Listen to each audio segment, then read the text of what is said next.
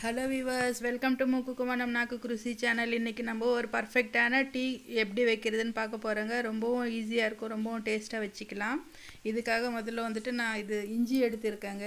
இஞ்சி, மிளகு ஒரு 4-5 மிளகு எடுத்திருக்கேன். லவங்கம் ஒரு 2 லவங்கம், சின்னதாக ஒரு பட்டை, ஏலக்காய் ஒரு 2 எடுத்திருக்காங்க. இது எல்லாத்தையும் நல்லா போட்டு இடிச்சிக்கலாம். இந்த டீ நீங்கள் பார்த்தீங்கன்னா டீ கடையே வச்சுக்கலாங்க. அவ்வளோ ஈஸியாக நான் அந்த ஈஸியான மெத்தடில் ரொம்ப சுவையான டீ நான் கற்றுக் கொடுக்குறேன். இப்போ வந்துட்டு டீக்காக ஸ்டவ் ஆன் பண்ணிக்கிட்டு கிண்ணம் வச்சுருக்கேங்க. அதில் 2 கிளாஸ் தண்ணி விட்டுக்கலாம்.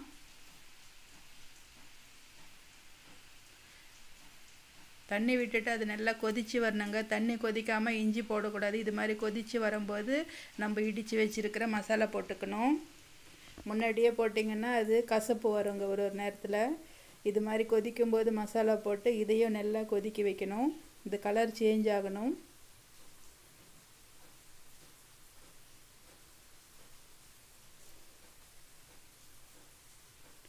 நல்லா கலர் சேஞ்ச் ஆகிருக்கு பாருங்கள். கொதித்து ஒரு 5 நிமிஷம் நல்லா இது மாதிரி கொதிக்க வச்சுட்டோம். இப்போ டீ பொடி போட்டுக்கலாம். 1 கிளாஸ் தண்ணிக்கு 1 ஸ்பூன் டீ பொடி போட்டிருக்கேன்.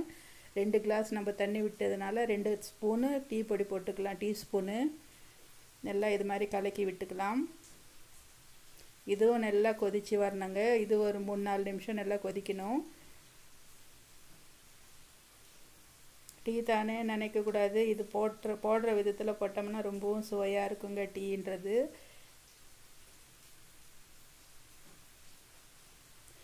இதெல்லாம் அந்த வாரெல்லாம் துடைச்சி நல்லா இது மாதிரி ஸ்பூனில் இது மாதிரி போட்டு நல்லா வேக வச்சுக்கணும். இப்போ சர்க்கரை போட்டுக்கலாங்க. சர்க்கரை 2.5 ஸ்பூன் போட்டிருக்கேங்க. நான் 2 கப்பு டீக்கு 2.5 ஸ்பூன் சர்க்கரை போட்டிருக்கேன். இதையும் நல்லா போட்டு கலக்கிக்கிட்டு இது ஒரு 5 நிமிஷம் நல்லா கொதிக்க விடணுங்க. இப்போ நம்ம 5 நிமிஷம் கொதிச்சிடுச்சு சர்க்கரை போட்டு. இப்போ நம்ம 1.5 கிளாஸ் பால் விட்டுக்கிறோம்.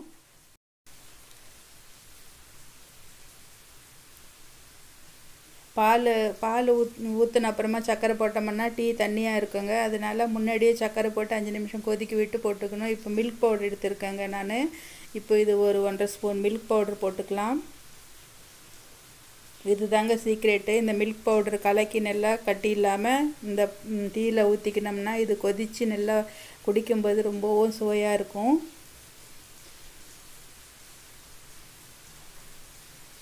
ஒருவேளை மில்க் பவுடர் இல்லைன்னாலும் பாலில் அது மாதிரி நல்லா கொதிக்க வச்சு குடித்தாலும் ரொம்ப சுவையாகவே இருக்குங்க. என்னென்னா இது நம்மளுக்கு கடையில் சாப்பிட்ற மாதிரி திக்னஸ் வரும். இது தாங்க கடையில் யூஸ் பண்ணுறது சீக்ரெட் இன்க்ரீடியன்ஸு.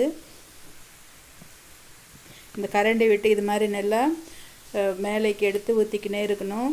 ஏன்னா இது நம்மளுக்கு டெம்பரேச்சர் மெயின்டைன் ஆகிருக்குங்க.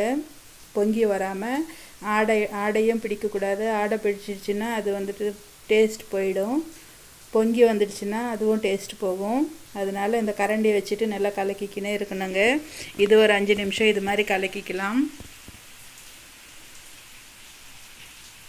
நல்லா திக்காயிடுங்க. ரொம்பவும் சுவையாக இருக்கும். இது நம்ம கடையில் போய்ட்டு 50 ரூபாய்க்கு குடிக்கிறது நம்ம வீட்டில் 5 ரூபாய்க்கே பண்ணிக்கலாம். என்னன்னா ஒரு 10-15 நிமிஷம் நம்ம டீக்காக நேரத்தை ஒதுக்கி வச்சோம்னா ரொம்ப நல்ல சுவையான டீ குடிக்கலாம்.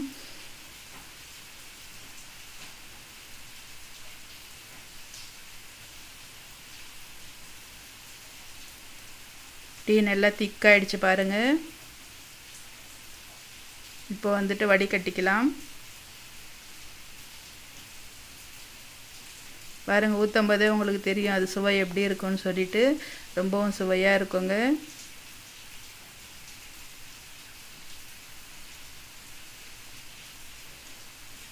இப்போ கப்பில் ஊற்றிக்கலாம்.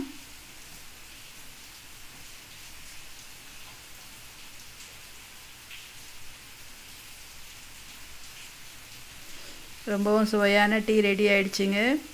இதே மாதிரி நீங்களும் வீட்டில் செஞ்சு குடிங்க. ரொம்பவும் நல்லாயிருக்கும். உங்களுக்கு எப்படி வந்ததுன்னு கமெண்ட் செக்ஷனில் தெரியப்படுத்துங்க.